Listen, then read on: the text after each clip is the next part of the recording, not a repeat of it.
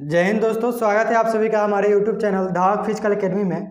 आज ये आप वीडियो जो है मैथ का 5वां वीडियो है, तो कृपया करके इस वीडियो को अंत तक जरूर देखें। देखिए, इस सेट में जो है पहला क्वेश्चन दिया गया था कि एक स्कूल में 81% छात्र लड़के हैं। यदि लड़कियों की संख्या 228 है तो छात्रों की कुल संख्या बताएं। चलिए, ये सवाल में देखिए लड़का जो है ये कितना प्रतिशत है, ये हैगा 81%। 81% कौन है यहाँ पर? लड़का। लड़का को हम लोग बी से लिख लेते हैं, बी से बॉय और जी से गर्ल। अब देखिए 81% अगर लड़के हैं तो बचा हुआ जो होगा वो क्या होगी? लड़कियां होगी। तो बचा हुआ कितना होगा? 19% जो होगा वो लड़कियां होगी। तभी तो स्कूल में कुल कितने छात्र होंगे? 100%। अब देखिए यहाँ पर लड़कियों की संख्या दिया गया है कितना? 228, यानी 19% का मान जो है ये दिया गया है कितना? 228। और पूछा गया है कि कुल छात्रों की संख्या, तो कुल छात्र कितने होंगे? 100%। कुल कितने होंगे? 100%। तो 100% बराबर कितना होगा? 228 बटा का 19% गुने 100%। अब देखिए प्रतिशत से प्रतिशत कट जाएगा और यहाँ 19 जो है एक मरतबे कटेगा और 228 जो है 19 से कटेगा, 19 से कम 19 और 19 दूना 38, यानी 12 मरतबे। तो आंसर कितना आएगा? 12 में 100 से गुना करेंगे तो कितना आ जाएगा? 1200। यानी उस विद्यालय या स्कूल में कुल छात्रों की संख्या कितनी होगी? 1200, ऑप्शन नंबर सी में। चलिए अगला सवाल देखते हैं। अगला सवाल है, यदि A अनुपात B बराबर C अनुपात D बराबर 2:5:1:5 है तो A प्लस C अनुपात B प्लस D का मान कितना होगा? चलिए देखिए, इसमें जो है हम लोग एक चीज़ बनाते आए हैं क्या कि A प्लस B का अनुपात दिया जाता था, उसके बाद B प्लस C का दिया जाता था, उसके बाद हम लोग A B और C का ऐसे निकालते थे। लेकिन यहाँ पर A और B का अनुपात जो है जितना दिया गया है उतना ही C और D का अनुपात दिया गया है। तो उसके बाद पूछा गया है क्या कि A प्लस C और B प्लस D का अनुपात बताइए। तो चलिए हम सबसे पहले सवाल को बनाना शुरू करते हैं। देखिए यहाँ पर दिया गया है कि A अनुपात B बराबर C अनुपात D बराबर 2.5:1.5, यही दिया गया है। अब देखिए यहाँ A अनुपात B है तो इसको हम A बटा का B लिख सकते हैं, कोई दिक्कत? और बराबर है तो बराबर C बटा D इसको लिख लेंगे, उसके बाद बराबर 2.5 अब बट्टा का 1.5, यही हो गया। अब देखिए यहाँ पर A का मान जो है वो भी 2.5 है और C का मान जो है वो भी 2.5। उसी प्रकार B का मान जो है वो भी 1.5 और D का मान भी 1.5 ही है। हमको निकालना है A प्लस C अनुपात B प्लस D। अब देखिए A प्लस C अब बट्टा का हम कर लेंगे कितना? B plus D। अब बराबर में कितना हो जाएगा? A plus C। देखिए A प्लस C कितना हो जाएगा? यानी 2.5 A का मान अब प्लस फिर से 2.5 अब बट्टा B प्लस D, यानी B का मान कितना? 1.5 अब प्लस का 1.5। अब बराबर में कितना हो जाएगा? 2.5 को 2.5 से जोड़ेंगे तो ये हो जाएगा 5। अब बट्टा का 1.5 दूना कितना हो जाएगा? 3, यानी इसका सही आंसर होगा 5 बटा का 3, ऑप्शन नंबर ए। चलिए अगला सवाल देखते हैं। अगला सवाल है कि यदि क्रय मूल्य 10,000 रुपये और विक्रय मूल्य 15,000 रुपये है तो उसका लाभ प्रतिशत ज्ञात करें। देखिए इस सवाल में जो है आपको क्रय मूल्य और विक्रय मूल्य दोनों दिया गया है। क्रय मूल्य को हम लोग कॉस्ट प्राइस कहते हैं, यानी सीपी। क्रय मूल्य को हम लोग सीपी कहते हैं, यानी कॉस्ट प्राइस। ये कितना हैगा? 10,000 रुपये। और एसपी यानी हो गया सेलिंग प्राइस, और सेलिंग प्राइस यहाँ पर कितना बोला गया है? 15,000। अब देखिए हम कोई वस्तु खरीद रहे हैं कितना में? 10,000 में खरीद रहे हैं और बेच कितना में रहे हैं? 15,000 में बेच रहे हैं। तो यानी हम 5,000 रुपये अधिक दाम पर बेच रहे हैं, यानी मेरा लाभ कितना हो जाएगा इसमें? 5,000 रुपये का क्या होगा, लाभ होगा। और कितने रुपए पर लाभ होगा, वो होगा 10,000 रुपये पर। यानी अगर हम कोई वस्तु 10,000 में खरीदे और 15,000 में बेच दिए तो 5,000 हम लाभ ही ना कमा रहे हैं।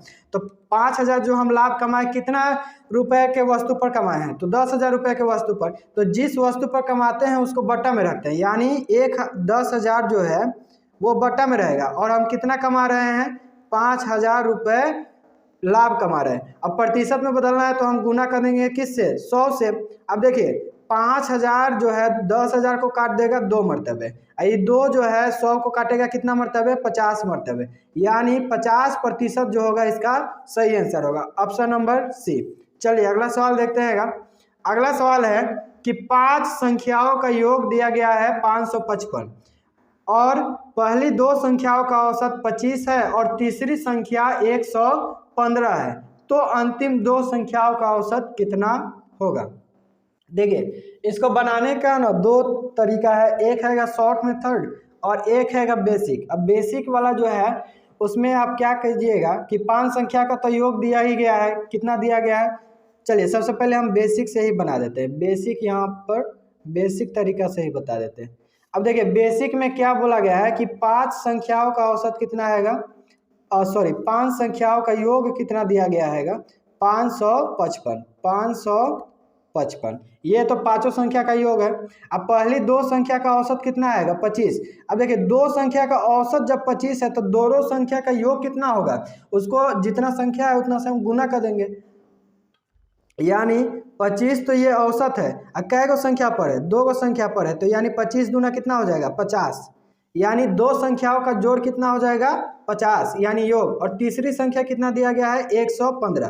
तो ये तो पहला और दूसरा संख्या था, और उसके बाद तीसरी संख्या कितना दिया गया है, 115। अब देखिए यहाँ पर क्या करेंगे, 115 और 50, 115 और 50 को जोड़ करके 555 में से घटा लेंगे। यानी इन दोनों को हम जोड़ेंगे तो कितना आ जाएगा, 165। अब 165 को जो है हम 555 से क्या कर लेंगे, घटा लेंगे। तो 555 में से हम यदि 165 अगर हम घटाए तो कितना आ जाएगा, 390। अब 390 जो होगा बची हुई 2 संख्या यानी चौथा और पांचवा, इन दोनों संख्या का योग जो होगा वो कितना होगा, 390। अब इन दोनों का औसत पूछा गया है, तो औसत क्या होता है, संख्याओं का जोड़, अब बट्टा जितनी संख्या है उतना से भाग दे देते हैं। तो संख्याओं का जोड़ कितना है, 390। अब बट्टा का अगर 2 करेंगे तो ये इसको काट देगा 195 मरतबे। तो इसका ऑप्शन नंबर सी जो रहेगा वो सही आंसर है। अब देखिए एक और तरीका है, वो भी आपको बतला देते हैं। तो एक तरीका है कि देखिए हम 5 संख्या लिख लेते हैं। 5 संख्या कितना था, 1 2 3 4 5। अब देखिए 5 संख्या है और 5 संख्या का योग कितना दिया गया है, 555। अब यदि 5 संख्या का योग 555 है तो इसका औसत कितना होगा, भाग कर देंगे जितनी संख्या है उतना से, तो यानी इसका औसत कितना आएगा, 111। यानी 5 संख्याओं का औसत कितना आ गया, 111 आया। अब देखिए इसमें बोला गया है कि पहली 2 संख्या का औसत कितना है, 25 है। अब यानी ये पहली 2 संख्या, अब इसका औसत कितना आएगा, 25 है। अब यहाँ पर फिर आगे बोला गया है सवाल में कि तीसरी संख्या जो है वो 115 है। तीसरी संख्या कितना है, 115। तो बचे हुए अंतिम 2 संख्याओं का क्या निकालना है, हमको औसत निकालना है। अब देखिए इसमें क्या करेंगे कि ये जो 25 जो है, यहाँ पर 25 जो है इसको हम देखेंगे कि 111 से कितना कम है या फिर अधिक है। तो यानी यहाँ पर तो 25 कम है ना है, 111 में से 25 को अगर हम घटाएंगे तो कितना आएगा, 111 में से अगर हम 20 घटाते हैं तो आएगा मेरा कितना, 91। और 91 में से 5 घटाएंगे तो 86, यानी माइनस का कितना आएगा, 86। यानी 86 कम है इसलिए हम माइनस में लिख रहे हैं। और कितनी संख्या पर कम है, 2 संख्या पर कम है। तो 86 कम है कितनी संख्या पर, 2 संख्या पर। तो 86 को हम 2 से गुना कर देंगे तो 8 दूना 16 और 6 दूना 12, यानी 172 ये माइनस का आ जाएगा। और उसके बाद देखिए 115 जो है 111 से अधिक है, तो कितना अधिक है, 4 अधिक है। अब देखिए 172 और 1 प्लस का 4, इन दोनों का क्या निकालेंगे, योगांतर निकालेंगे। योगांतर कहने का मतलब 4 और माइनस का कितना हो जाएगा, 172। तो कितना होगा, माइनस का 168 होगा। अब माइनस का 168 हो गया तो देखिए माइनस का 168 हो गया, तो बचा हुआ कितना संख्या है, 2 संख्या है। अब इन दोनों संख्या पर ही माइनस का जब 168 आया तो ये प्लस का 168 जो है कितनी संख्या पर बटेगा, 2 संख्याओं पर क्या करेगी, बटेगी। तो 2 संख्या पर बटेगी तो इसको हम काट लेते हैं। तो कितना मरतबे जाएगा, 2 से 8 मरतबे और 2 से फिर 4 मरतबे, यानी 84 मरतबे। और ये प्लस का, अब देखिए ये अगर प्लस में है तो हम 111 में जोड़ देंगे, अगर यह माइनस में आता तो हम 111 में से क्या करते, घटा लेते। तो ये प्लस में आया तो 111 में अगर हम 84 अगर जोड़े तो मेरा कितना आएगा, 195, यानी अंतिम 2 संख्याओं का औसत कितना होगा, 195 होगा। चलिए अगला सवाल देखते हैं। चलिए अगला सवाल है 123, 42, 154, 362 और 134, इन सभी संख्याओं का औसत हमको बतलाना है। देखिए इन सभी संख्याओं का आप आसानी से जोड़ के और जितनी संख्या है उतना से भाग दे दीजिएगा तो क्या आ जाएगा, औसत आ जाएगा। तो चलिए हम बनाना शुरू कर देंगे।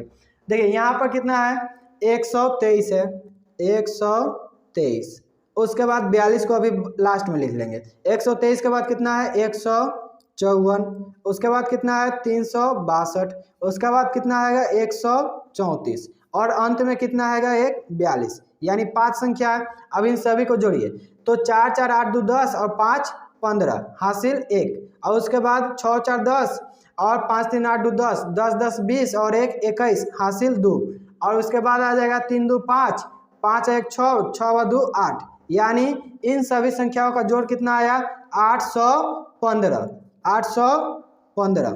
और संख्याएं कितनी है, 5 संख्याएं, संख्याएं कितनी है 5। अब 5 से हम क्या कर देंगे, भाग दे देंगे, तो वही मेरा क्या आएगा, औसत आएगा। तो 5 से इसको भाग दीजिए तो कितना मरतबे कटेगा, 5 एकम 5, 5 36 और 5 3 15, यानी 163। तो 163 जो है ऑप्शन नंबर डी में आएगा। चलिए अगला सवाल देखते हैं। देखिए अगला सवाल जो है ये आपका एज प्रॉब्लम का है। एज प्रॉब्लम का सवाल जो है अक्सर पूछे ही जाते हैं, समझे। तो देखिए इसमें बोला गया है क्या कि राम की आयु उसके पुत्र की आयु का संबंधित अनुपात 5:4 है। देखिए एक राम है और उसके पुत्र रहेगा और दोनों के आयु का अनुपात कितना दिया गया है, 5:4, और उनकी आयु का गुणनफल बोला है। देखिए यहाँ पर बोला गया है कि उनकी आयु का गुणनफल जो है वो जो है 320 है। तो 6 वर्ष के बाद उनकी आयु का अनुपात कितना होगा। चलिए इस सवाल को हम बनाना शुरू करते हैं। देखिए इसमें बोला गया है एक राम है तो राम को हम आर से लिख देते हैं, और उसका सन यानी पुत्र है तो सन होगा, तो सन को हम एस से लिख दिए। अब देखिए इन दोनों का अनुपात कितना आएगा, 5:4। अब देखिए यहाँ पर क्या आएगा कि आयु का जब भी अनुपात यहाँ पर गुणनफल में रहता है तो हम क्या करते हैं कि एक कांस्टेंट से इसको गुना कर लेते हैं, तो 5x हो जाएगा और 4 को हम कांस्टेंट x से गुना कर लिए तो 4x। अब इसमें बोला गया है कि इनकी आयु का गुणनफल जो है वो 320 है, आयु का गुणनफल 320 है। अब देखिए राम की आयु कितना है 5x और उनके पुत्र की आयु कितना आएगा 4x। अब इन दोनों का गुणनफल कितना आएगा, दिया गया 320। अब यहाँ पर देखिए 5 चौका 20, ये 4 से जो है ये कटेगा 80 मरतबे, और ये 5 से जो है ये कट जाएगा 16 मरतबे, और बच गया x और x। तो x में गुना होगा तो कितना हो जाएगा x स्क्वायर, उसके बाद आएगा कितना 16। तो x का मान कितना आएगा, रूट का 16 करेंगे यानी 16 का वर्गमूल, तो 16 का वर्गमूल कितना होता है 4। अब देखिए इसमें बोला गया है क्या कि 6 वर्ष बाद उनकी आयु का अनुपात बताए। अब देखिए 6 वर्ष बाद, तो पहले हम इनकी वर्तमान आयु निकाल लेते हैं। तो 5x जो है वो राम की आयु है, तो 5 गुने कितना करेंगे 4, 5 गुने 4 तो कितना हो जाएगा 5 चौका 20। अब उसके बाद फिर अनुपात, और यहाँ पर बोला गया है 4x, यानी 4x जो है वो किसकी आयु है, उनके पुत्र का। तो 4 गुने 4 करेंगे तो 4 चौका कितना 16, तो यानी वर्तमान आयु जो है राम का 20 वर्ष है और राम के पुत्र का कितना है 16 वर्ष। अब इसमें बोला गया है कि 6 वर्ष बाद। अब देखिए 6 वर्ष बाद जब बोला गया है तो दोनों में ना 6 वर्ष बढ़ेगा। अब देखिए कोई पिता है और उनका पुत्र रहेगा, तो पिता अगर 6 साल बाद उनका आयु देखिएगा तो पुत्र भी तो 6 साल बढ़ेगा, तो दोनों में क्या होगा 6 साल, 6 साल क्या होगा जोड़ देंगे दोनों में। अब देखिए 6 साल बाद जो है राम की आयु हो जाएगी 26, और अनुपात है तो अनुपात, और 6 साल बाद इनके पुत्र की आयु हो जाएगी 16 में 6 जोड़ेंगे तो 22। अब ये जो है कट जाएगा यहाँ पर 2 से 13 मरतबे और उसके बाद ये कटेगा 2 से 11 मरतबे, यानी 6 साल बाद जो है इन दोनों की आयु का अनुपात कितना हो जाएगा 13:11, ऑप्शन नंबर बी। चलिए अगला सवाल देखते हैं। अगला सवाल है कि दो संख्याएं ज्ञात कीजिए जिनका योग 27 है और गुणनफल 182 है। देखिए इस सवाल को बनाना अगर चाहते हैं तो इसको जो है आप लोग ऑप्शन से ही बनाइए। ऑप्शन में क्या कीजिएगा, दो संख्याओं का योगफल पहले निकालिएगा कि योग 27 होना चाहिए। तो 12 और 13 इन दोनों का योग 27 होगा? नहीं होगा, इन दोनों का योग 27 नहीं होगा। 11 और 12 होगा? ये भी नहीं होगा। 13 और 14 27 होगा तो हो जाएगा, और 14 और 15 27 नहीं होगा। तो यानी ऑप्शन नंबर सी जो है यही इसका क्या होगा, सही आंसर होगा। चलिए अगला सवाल हम देखते हैं। अगला सवाल जो है ये आपका इक्वेशन वाला है और ये ज़्यादातर जो है एसएससी के एग्जाम में पूछे जाते हैं। CHSL हो गया या फिर MTS इस टाइप के एग्जाम में। अब देखिए इसमें बोला गया है कि 1/4x प्लस 2/3y बराबर कितना दिया गया है 2, और उसके बाद बोला गया है कि 1/2x माइनस 2/3y बराबर दिया गया है 3। अब देखिए इसको बनाने के लिए हम लोग 10वां में एक समीकरण पढ़े हुए हैं, तो समीकरण की तरह से बनाएंगे तो एकदम बेसिक है और हम इसे जो है बेसिक तरीके से ही बनाएंगे क्योंकि ये सवाल जो है उतना ज़्यादा भारी नहीं है। देखिए बेसिक से इसको बनाने के लिए क्या करेंगे, दोनों हम समीकरण को लिख लेते हैं। तो 1 का कितना था 4x अब प्लस 2/3y बराबर कितना दिया गया है 2, और उसके बाद हैगा 1/2x और माइनस 2/3y बराबर कितना आएगा 3। अब देखिए ये क्या होता था, यदि प्लस और माइनस दोनों सेम रहे तो ये आपस में क्या हो जाता है, कट जाता है। अब देखिए इन दोनों को अब जोड़ेंगे, 1/4x प्लस का 1/2x बराबर कितना हो जाएगा 3 और 2 5। अब आगे देखते हैं, हम लोग के पास आया है 1/4x प्लस 1/2x बराबर कितना 5, यही आया है, यही ना आया है? हाँ चलिए यही आया। अब देखिए इसमें क्या आएगा कि इन दोनों का एलसीएम लेंगे, कितना हो जाएगा 4x। अब देखिए एक से x कट जाएगा, 4 से 4 कटेगा 1 मरतबे, और ऊपर 1 है तो 1 में 1 से गुना होगा तो 1, प्लस है तो प्लस। अब 1 से x कट जाएगा, 4 जो है 2 से जाएगा 2 मरतबे, तो 1 में 2 से गुना करेंगे तो कितना होगा 2, बराबर का कितना 5। अब यहाँ पर देखिए 3, अब बट्टा का ये 4 जो है तो ये 4 हम इधर रहने देते हैं और 5 को हम इधर ले आते हैं। अब बराबर में x इधर चल जाएगा तो कितना हो जाएगा 3/20 बराबर x, यानी x का मान कितना आएगा 3/20। चलिए ऑप्शन से देखते हैं x का मान 3/20 है किसमें किसमें। यहाँ पर x का मान 3/20 है, लेकिन ये किस में आएगा, माइनस में। यहाँ y का मान 3/20 है और यहाँ x का मान 20/3 है, यानी ऑप्शन नंबर जो डी जो है उसमें x बराबर 3/20 दिया गया है, तो यही इसका सही आंसर होगा। चलिए अगला सवाल देखते हैं। अगला सवाल जो है आपका, इसमें बोला गया है कि दो संख्याएं 1:2 के अनुपात में है। यदि 7 को दोनों संख्या में जोड़ा जाता है तो अनुपात 3:5 में बदल जाता है, तो सबसे बड़ी संख्या कौन सी है।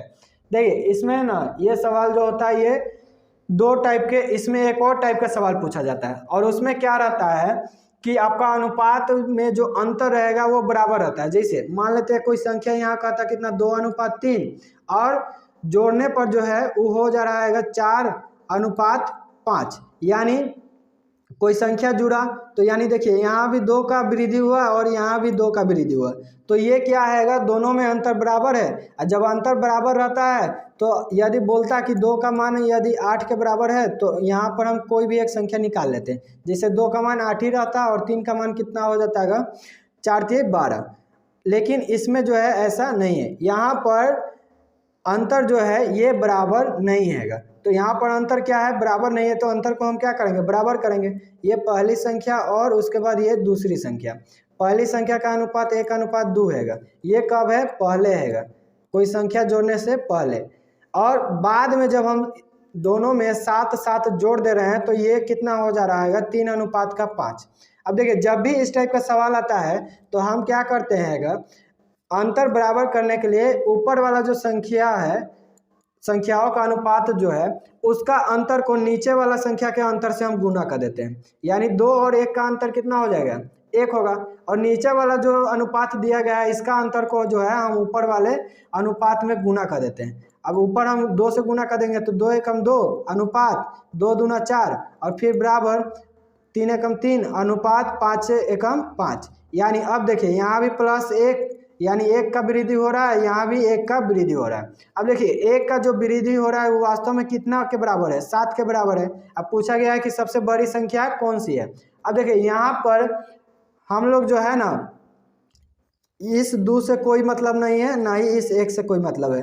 अब हमको मतलब है ये वाला अनुपात से, बात समझे। तो यहाँ पर पूछा गया है कि सबसे बड़ी संख्या कौन सी है, तो सबसे बड़ी संख्या कौन सी है तो प्रीवियस वाला बताएंगे, यानी पहले वाला, ना कि बाद वाला। अगर बाद वाला पूछता तो सवाल में बोला जाता है, और सवाल में जो है बाद वाला नहीं बोला गया है, यानी पिछला जो सबसे बड़ी संख्या है उसको पूछा गया है। तो पिछला सबसे बड़ी संख्या कौन सी होगी, जिसका यूनिट ज़्यादा होगा। तो 4 का मान हमको बतलाना है, तो 4 को हम गुना कर देंगे किससे, 7 से, क्योंकि 1 का मान 7 के बराबर, तो 4 का मान कितना के बराबर होगा, गुना कर देंगे 7 से, तो 7 चौका कितना हो जाएगा 28, यानी 28 जो है इसका सही आंसर होगा। चलिए अगला सवाल देखते हैं। चलिए अगला सवाल जो है आपका, इसमें बोला गया है कि 4000 रुपये 10% चक्रवृद्धि ब्याज पर कितने वर्षों में 5324 रुपये हो जाएंगे। देखिए इसको जो है हम बेसिक तरीका से बना सकते हैं, फार्मूला पुट करके, और इसका शॉर्ट तरीका भी है। तो पहले हम बेसिक ही देख लेते हैं। देखिए इसमें क्या करेंगे, P यानी क्या होगा, मूलधन। मूलधन इसमें कितना दिया गया है, 4000 रुपये। अब देखिए A यानी होता है अमाउंट, अमाउंट को हिंदी में हम लोग कहते हैं मिश्र धन। तो अमाउंट कितना आएगा 5324 रुपये, और यहाँ पर हमको दर दिया गया है, दर कितना दिया गया है 10%।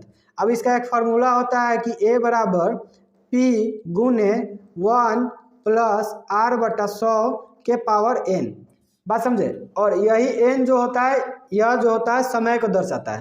तो यहाँ पर A का मान कितना आएगा 5324 बराबर P का मान कितना है 4000 गुने 1 + R यानी दर, दर कितना आएगा 10, अब बटा का कितना होगा 100, 100 के पावर कितना n। अब देखिए यहाँ आया 5324 बराबर 4000 गुने 1 + 10/100, 1 + 10/100 के पावर n। अब यहाँ पर कितना आया 5324, अब इधर 4000 गुना में है तो इधर आएगा तो क्या हो जाएगा बट्टा में। अब यहाँ पर देखिए 1 + 10/100 है, यानी इसको हम और सरल करेंगे, तो सरल करेंगे तो क्या हो जाएगा 100 में 1 से गुना होगा और 10 जुड़ जाएगा, तो यानी कितना हो जाएगा 110 अब बट्टा का 100, और इसके पावर क्या हो जाएगा n, और यही n जो होता है समय को बतलाता है। 0 से 0 कट जाएगा। अब यहाँ देखिए 4 से कट जाएगा, कितना मरतब है 1000 मरतब है, इसको 4 से काटेंगे तो 4 एकम 4 और 4 × 3 = 12, 4 × 3 = 12, 4 एकम 4 यानी 1331 मरतब है। तो यहाँ कितना आएगा 1331 और बट्टा का 1000, अब बराबर 11 बट्टा का 10, इसके पावर क्या आएगा n। अब यहाँ पर 11 के पावर कितना जो होता है 1331 होता है, या फिर 10 के पावर कितना 1000 होता है, उसको हमको निकाल लेंगे तो वही क्या आ जाएगा समय आ जाएगा। तो 10 के पावर अगर हम 3 करेंगे तो यही क्या होता है 1000 होता है, यानी 1331 को हम लिख सकते हैं 11 बट्टा और 1000 को हम लिख सकते हैं 10, और इसके पावर अगर क्यू कर दे तो यही हो जाएगा 11 बट्टा 10 के पावर n के। अब देखिए जब भी इस टाइप का आता है तो इसमें क्या होता है पावर जो रहता है वो बराबर रहता है, तो n का मान कितना आ जाएगा n बराबर 3, और यही 3 क्या हो जाएगा इसका सही आंसर, यानी 3 वर्ष, बात समझे। चलिए अभी इस सब को मिटाते हैं और मिटा के इसका शॉर्ट तरीका बता देते हैं। इसको पहले मिटा लेते हैं 1 सेकेंड। चलिए इसको ख़त्म कर दे, ये सब ख़त्म कर देते हैं। देखिए यहाँ पर बोला गया है कि ब्याज दर कितना आएगा 10%, तो 10% कितना होता है फ्रैक्शन में 1/10। अब देखिए 1/10 यानी कहने का मतलब 10 से कितना होगा 11, 10 से कितना हो गया 11। अब 10 से 11 हो रहा है और कितने सालों में हो रहा है ये हमको नहीं पता है, तो 10 से 11 हो रहा है, तो 11 अब बटा का हम सीधा कर लेंगे 10, और यही बराबर कर लेंगे कितने के 5324 अब बटा का 4000 के, और ये कितने साल में हो रहा है ये हमको नहीं पता है, तो हम इसके पावर हम n लिख लेंगे। अब देखिए ये इसको हम काटे थे कितना मरतबे 1000 मरतबे 4 से, और इसको काटे थे 1331 मरतबे, तो 11/10 इसके पावर n बराबर 1331 बट्टा का 1000, और ये कितने के बराबर होगा 11/10 के क्यू, यानी 11 के क्यू जो होता है वो 1331 होता है, 1000 जो होता है वो 10 का क्यू होता है। तो n का मान यहाँ से भी आपका क्या आ जाएगा 3 आ जाएगा। चलिए अगला सवाल देखते हैं। अगला सवाल जो है ये आपका रेशियो का सवाल है। इसमें बोला गया है कि 5390 रुपये को 3 भागों में इस प्रकार विभाजित किया गया है कि पहले भाग का आधा, दूसरे भाग का 1/3 भाग और तीसरे भाग का 1/6वां भाग 2:3:6 के अनुपात में है। तो तीसरा भाग हमको बतलाना है।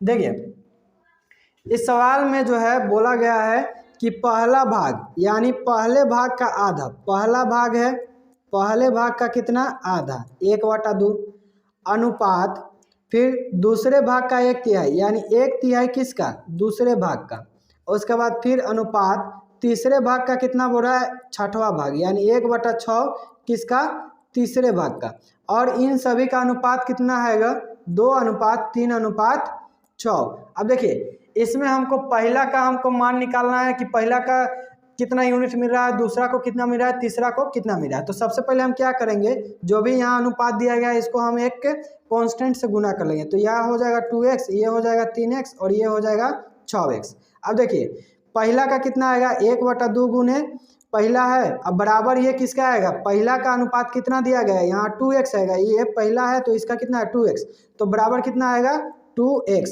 तो यानी पहला का कितना आएगा 2x गुने 2 कर देंगे तो यानी 4x। इसी प्रकार दूसरा का कितना आएगा 1/3 गुने 2, तो दूसरा का कितना यहाँ पर दिया गया है 3x दिया गया है दूसरा का, तो यहाँ पर दूसरा का आएगा 3x, तो दूसरा का आएगा कितना 3x गुने 3 यानी 9x यही आएगा।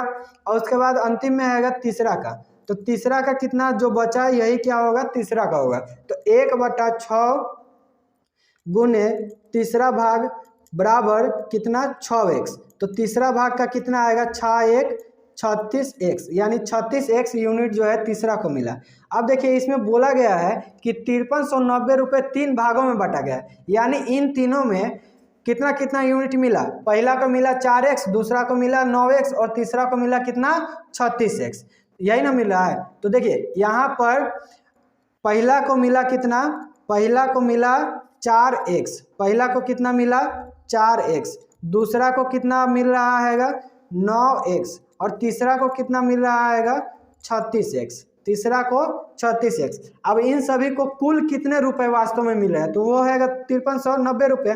तो जो 5390 रुपये है इन सभी के योग के बराबर ही होगा 4x + 9x + 36x बराबर कितना होगा 5390। तो x का मान हम यहाँ पर निकालेंगे, तो 4 और 6 कितना हो जाएगा 10 यानी 40 और 9 49x, 49x बराबर कितना आएगा 5390। अब यहाँ पर 49 से जो है 5390 को काटेंगे, 49 से ही कटेगा एक मरतबे, अब फिर यहाँ 3 1 4 9 यानी फिर एक मरतबे यानी 110, x का मान कितना आया 110। और इसमें सवाल में बोला गया है कि तीसरे भाग हमको बतलाना है। तीसरा भाग है कितना 36x, तीसरा कितना आएगा देखिए तीसरा यहाँ पर है कितना, तीसरा का आएगा 36x और x का मान हमको कितना आया 110, तो 36 में हम 110 से क्या कर देंगे गुना कर देंगे। तो 36 में सबसे पहले 100 से गुना करेंगे तो 3600 और फिर 10 से गुना करेंगे तो कितना हो जाएगा 360, यानी 3600 और 360 यानी 3900 कितना हो जाएगा 60, 3960। इसका ऑप्शन नंबर सी में जो है ये आंसर दिया गया 3960। चलिए अगला सवाल देखते हैं। अगला सवाल जो है इसमें बोला गया है कि 3 लगातार विषम संख्याओं के वर्गों का योग 25 31 है, तो सबसे छोटी संख्या ज्ञात करें। देखिए इस टाइप के सवाल बनाने के लिए ना क्या करेंगे, हम 3 विषम संख्या मान लेते हैं। अब देखिए विषम संख्या क्या होगा, अगर मान लेते हैं 3 है और 3 के बाद क्या होगा 5, 5 के बाद 7। अब देखिए 3 के बाद 5 हुआ तो यानी अंतर कितना का है, 2 का है, और यहाँ पर अंतर कितना का है, 2 का है। अब यहाँ पर 1 भी तो रहा होगा, तो यहाँ देखिए 3 से 1 का अंतर कितना का है, 2 का है। अब 1 से पहले क्या रहा होगा, 0, और 0 के बाद कितना रहा होगा, -1। तो यहाँ से यहाँ का भी अंतर कितना का है, 2 ही का अंतर है। यानी संख्या विषम हो या फिर सम हो, अंतर कितना रहेगा, 2 ही रहेगा हर केस में। बात समझे। तो देखिए जब अंतर 2 रहेगा तो अगर हम कोई एक संख्या मानते हैं x, तो x अगर कोई संख्या होगा तो इसके बाद का जो संख्या होगा वो कितना होगा, x प्लस का 2 होगा, यानी 2 उसमें जोड़ देंगे। जैसे यहाँ 3 था और 3 से 5 कब हुआ, जब इसमें +2 हुआ। अब 5 से 7 कब होगा, जब इसमें +2 होगा। तो x कोई संख्या है और x के बाद जो विषम संख्या होगा वो कितना होगा, x प्लस का 2। अब देखिए x प्लस का 2, अब x से पहले जो संख्या होगा वो कितना होगा, x माइनस का 2 होगा। अब जैसे हम यहाँ पर बोले हैं कि 3 माने हैं, अब 3 से 5 कितना है, +2, और 3 से 1 कितना है, माइनस का 2 है, यही ना है। तो हम यही लिखेगा ऊपर में। अब देखिए इसमें क्या बोला गया है, देखिए सबसे पहले बता देते हैं माइनस का x माइनस 2 इसलिए हम लिए हैं क्योंकि आगे जो है 4x जो है वो जाके कट जाएगा। अब कैसे कटेगा वो आगे आप देखिएगा। देखिए इसमें क्या है, बोला गया है कि तीनों के वर्गों का योग 2531 है। अब तीनों का हम वर्ग करेंगे और उसका योग करेंगे, तो तीनों का वर्ग करेंगे तो x माइनस वाला पहले लेते हैं, x माइनस 2 इसका होल स्क्वायर प्लस x का whole square plus x plus 2 का होल स्क्वायर, और यही योगफल जो है कितने के बराबर है, 2531 के बराबर है। अब देखिए x माइनस 2 का होल स्क्वायर कितना होगा, a माइनस बी का होल स्क्वायर होता है a स्क्वायर माइनस का 2ab यानी 2 दूना 4x, और फिर प्लस का b स्क्वायर यानी प्लस का 2 दूना 4, और उसके बाद फिर प्लस है तो प्लस, एक्स स्क्वायर है तो एक्स स्क्वायर, फिर प्लस है तो प्लस। अब यहाँ पर भी क्या होगा, a प्लस बी का होल स्क्वायर यानी a स्क्वायर प्लस का 2ab यानी 2 दूना 4x, अब प्लस का b स्क्वायर यानी 2 दूना 4 बराबर कितना आएगा, 2531। अब देखिए ये 4x यहाँ पर प्लस में है, यहाँ पर प्लस में है और यहाँ पर माइनस में, तो ये दोनों कट जाएगा। यहाँ 1 गो 2 गो और 1 3 गो, और यहाँ 1 4 और यहाँ 1 4 यानी 4 4 8, और प्लस है तो प्लस 3x स्क्वायर, यही किसके बराबर होगा, 2531 के बराबर होगा, यही होगा। यानी 3x स्क्वायर प्लस 8 ये किसके बराबर आया, 2531 के बराबर। तो 3x स्क्वायर बराबर कितना हो जाएगा, 2531 और माइनस का 8, तो x स्क्वायर बराबर कितना होगा, 2531 में से अगर हम 8 घटाएंगे तो कितना हो जाएगा, 2500। देखिए 31 में से 8 घटाएंगे तो 8 2 10 यानी 23, 2523। अब बट्टा का कितना, 3। अब इसको हम काटेंगे तो 3 जो है 2523 को काटेगा, 3 8 24, और उसके बाद फिर 1 2 12, 3 चौका 12, 3 एकम 3, यानी x स्क्वायर बराबर कितना आया, 841। तो 841 का वर्गमूल कितना होता है, 841 का वर्गमूल ये होता है 29। 841 का वर्गमूल कितना होता है, 29, यानी x का मान कितना आया, 29 से आया। और लेकिन इसमें पूछा गया है क्या कि 3 लगातार विषम संख्याओं का वर्ग दिया गया है, तो सबसे छोटी संख्या पूछा गया। अब देखिए छोटी संख्या कौन सी होगी, x माइनस का 2 होगा, x माइनस का 2, और यहाँ पर x का मान कितना आएगा, 29, x का मान आया 29, तो x माइनस का 2 बराबर कितना आएगा, 29 माइनस का 2 बराबर कितना, 27, यानी इसका सही आंसर क्या होगा, 27। चलिए अगला सवाल देखते हैं। अगला सवाल जो है इसमें बोला गया है कि रमेश का वेतन सोहन के वेतन से 25% अधिक है, तो सोहन का वेतन रमेश के वेतन से कितना प्रतिशत कम है। देखिए रमेश का वेतन दिया गया है, मान लेते हैं ये रमेश है, और यहाँ पर अनुपात में सोहन को s से लिख देते हैं। अब देखिए रमेश का वेतन जो है रमेश का वेतन जो है उस सोहन के वेतन से 25% अधिक है। मान लेते हैं सोहन का वेतन अगर 100 रुपये होगा तो रमेश का वेतन कितना होगा, 100 का 25% कितना होता है, 25 होता है। 100 का 25% कितना होता है? 25 ही होता है। तो यानी 25 अधिक है, तो 25 अधिक है यानी रमेश का कितना होगा? 125 रुपये।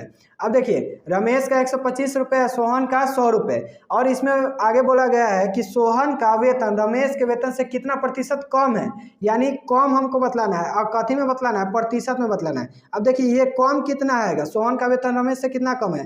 25 कम है। और कितना रुपये पर कम है? 125 रुपये पर कम है। अब प्रतिशत में हमको बदलना है तो 100 से क्या करेंगे? गुना कर देंगे। तो 25 से 125 जो है ये जाएगा 5 मरतबे, अब 5 जो है 100 को काट देगा 20 मरतबे, यानी 20% जो होगा इसका सही आंसर, यानी ऑप्शन नंबर सी में। चलिए अगला सवाल देखते हैं।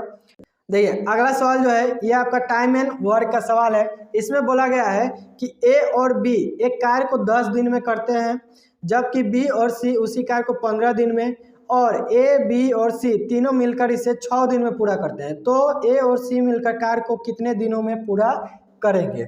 चलिए इसको बनाना आप शुरू करते हैं। यहाँ पर बोला गया है कि ए और बी 10 दिन में काम करते हैं, तो ए प्लस का बी लिख लेते हैं। एक कै दिन में काम कर रहा है? तो 10 दिन में। और उसके बाद बी और सी उसी काम को कितना दिन में कर रहा है? तो 15 दिन में। तो बी और प्लस का सी ये दोनों कै दिन में कर रहा है? तो 15 दिन में। और उसके बाद ए प्लस बी प्लस सी यानी तीनों मिलकर एक काम को कै दिन में कर रहा है? तो 6 दिन में। अब इन तीनों का लघुत्तम कितना आएगा? तो देखिए इन तीनों का लघुत्तम आ जाएगा 30। अब 30 जो है 6 से जाएगा 5 मरतबे। अब यहाँ पर 30 जो है 6 से जाएगा कै मरतबे? 5 मरतबे। कलर रुकिए चेंज कर लेते हैं, एक सेकेंड। देखिए 30 जो है 6 से जाएगा कै मरतबे? 5 मरतबे। उसके बाद 30 जो है 15 से जाएगा कै मरतबे? 2 मरतबे। उसके बाद 30 जो है 10 से जाएगा कै मरतबे? 3 मरतबे। यानी ए और बी जो है एक दिन में कितना यूनिट काम कर रहा है? 3 यूनिट काम कर रहा है। बी और सी दोनों मिलकर एक दिन में कई यूनिट काम कर रहा है? 2 यूनिट। और ए बी सी तीनों मिलकर कई यूनिट काम कर रहा है? तो 5 यूनिट काम कर रहा है। अब इसमें बोला क्या गया है कि ए और सी मिलकर कार्य को कितने दिन में पूरा करेंगे? तो ए और सी, तो हमको ए का मान निकालना है और सी का मान निकालना है। देखिए यहाँ पर हमको ए का मान निकालना हैगा यदि, तो बी प्लस सी का जो मान दिया गया हैगा उसको हम ए प्लस बी प्लस सी में से घटा लेंगे, तो जो भी बचेगा तो वही मेरा कितना आएगा? ए का मान होगा। देखिए बी प्लस सी का कई यूनिट है? 2 यूनिट। और ए प्लस बी प्लस सी का कितना आएगा? 5। यदि अगर हम बी प्लस सी को 2 रखते हैं तो 2 में हम कितना जोड़ेंगे? तो 5 आ जाएगा। तो 2 में 3 जोड़ेंगे तब 5 आएगा। यानी ए जो है एक दिन में कई यूनिट काम कर रहा है? 3 यूनिट काम कर रहा है। उसके बाद यहाँ पर बोला गया है कि ए जो है एक दिन में कई यूनिट काम करेगा? 3 यूनिट। अब यहाँ पर आगे है कि सी का निकालना है, तो सी का निकालना है तो ए प्लस बी वाला मान पुट करते हैं। तो ए प्लस बी का यदि अगर हम 3 पुट करते हैं तो सी का कितना आएगा? 2 आएगा। सी का 2। देखिए यहाँ पर जो है ना बी का कोई काम ही नहीं है, बी जो है केवल ऐसे क्या करते हैं घुमाने के लिए दिया गया है। तो देखिए ए जो है एक दिन में 3 यूनिट काम कर रहा है, सी जो है एक दिन में कई यूनिट काम कर रहा है? 2 यूनिट। यानी दोनों मिलकर ए प्लस सी दोनों मिलकर कितना यूनिट काम करेगा एक दिन में? तो 5 यूनिट काम करेगा। और टोटल काम है कितना? 30 काम है। और काम एक दिन में कितना करेगा? 5। तो कै दिन में करेगा? 6 डेज। यानी 6 दिन में जो है दोनों मिलकर जो है काम को खत्म कर देंगे। चलिए अगला सवाल देखते हैं। अगला सवाल जो है इसमें बोला गया है कि एक व्यक्ति बाइक द्वारा कुल 270 किलोमीटर की दूरी तय करता है। पहले 4 घंटा में उसकी गति 50 किलोमीटर प्रति घंटा रहती है और शेष यात्रा में यह घटकर 35 किलोमीटर प्रति घंटा हो जाती है। तो बाइक की औसत गति कितनी है? देखिए यहाँ पर दिया गया है कितना किलोमीटर जा रहा है? 270 किलोमीटर।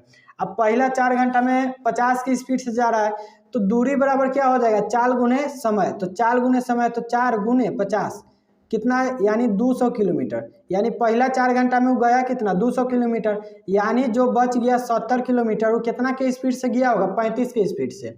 यानी दूरी अब बट्टा का चाल बराबर क्या होता है? समय। यानी 35 से 2 मरतबे कटेगा 70, यानी 2 घंटा। बाद में इसको लग रहा है 2 घंटा, पहले कितना लग रहा था? 4 घंटा, बाद में कितना लगा? 2 घंटा। यानी कुल कै घंटा लग रहा है इसको जाने में? 270 किलोमीटर, 6 घंटा। तो औसत चाल जब भी हम निकालते हैं तो कुल दूरी लिख लेते हैं।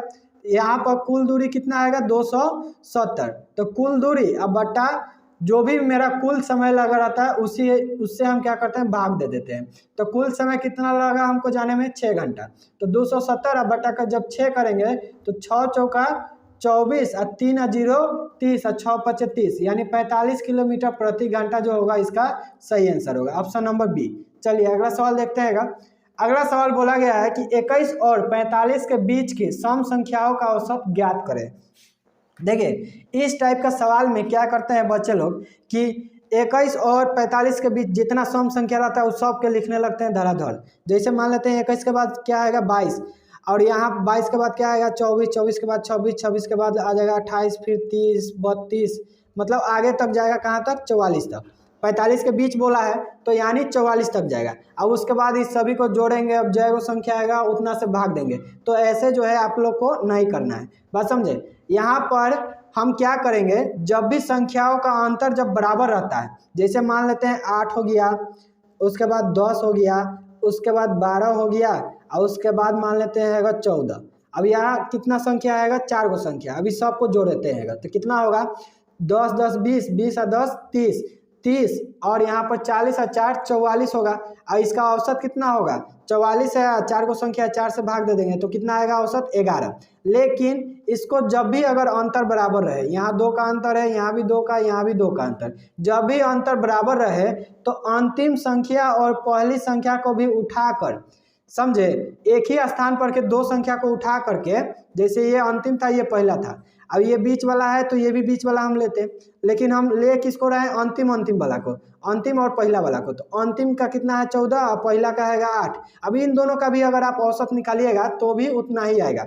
अब देखिए 2 गो संख्या इसलिए हम इसको 2 से भाग दे रहे हैं, तो 8 4 12, 22 बटा का 2 यानी कितना आया 11। अब देखिए बीच का भी अगर आप लीजिएगा 12 और 10 22, अब 22 बटा का 2 कीजिएगा तब भी कितना आएगा 11 ही आएगा। तो इसी प्रकार जो है इस सवाल को हम जो है बनाएंगे कि 21 के बाद क्या आएगा 22 आएगा, 44 से पहले कथी आएगा, सॉरी 45 से पहले कथी आएगा 44 आएगा। अब बीच में जितना संख्या है उससे हमको कोई लेना देना नहीं है। अभी अंतिम का संख्या है, इस शुरुआत का संख्या है, तो शुरुआत का संख्या और अंतिम का संख्या इन दोनों का औसत हम निकालेंगे। 2 गो संख्या है तो हम 2 से भाग दे दिए, 66 बटा का 2 यानी इसका औसत कितना होगा 33। इसका औसत कितना होगा 33। चलिए अगला सवाल देखते हैं। अगला सवाल है कि यदि 0.25 ब्रैकेट 4y माइनस 3 बराबर 0.05 ब्रैकेट 10y माइनस का 9 है तो 7y माइनस का 5 का मान क्या होगा। चलिए इस सवाल को बनाना शुरू करते हैं। इसमें बोला गया है कि 0.25 गुना 4y और माइनस का 3 फिर ब्रैकेट बंद है बराबर 0.05 फिर ब्रैकेट उसके बाद 10y और माइनस का 9।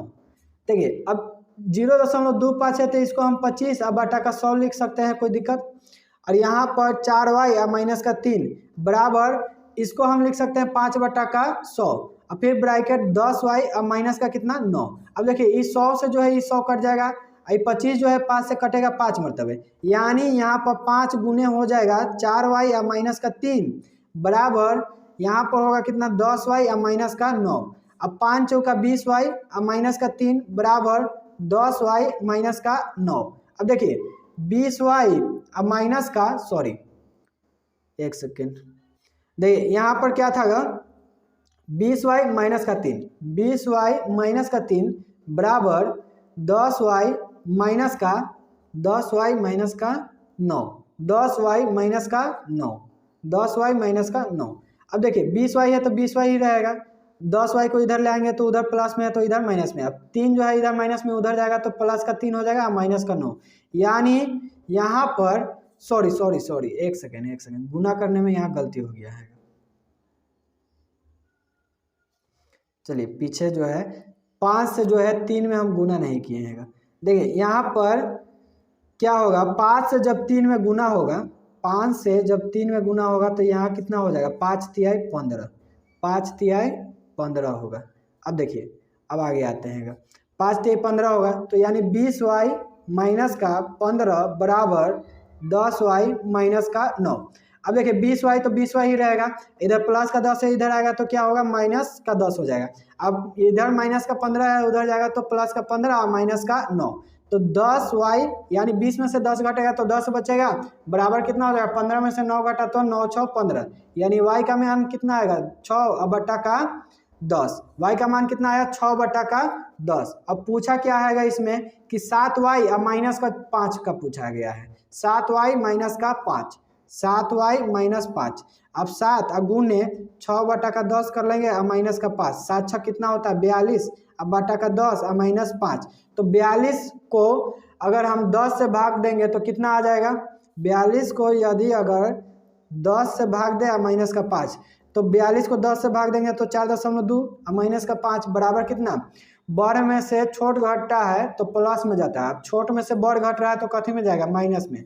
तो माइनस का 0 कितना 8, माइनस का 0.8 जो होगा इसका सही आंसर होगा ऑप्शन नंबर डी में। चलिए आज के सेशन में बस इतना ही। ये जो है सवाल अंतिम सवाल था। अगर सेशन अच्छी लगी हो तो वीडियो को लाइक जरूर करें और हाँ अपने दोस्तों के साथ साझा जरूर करें। फिर मिलते हैं अगले सेशन में। जय हिंद।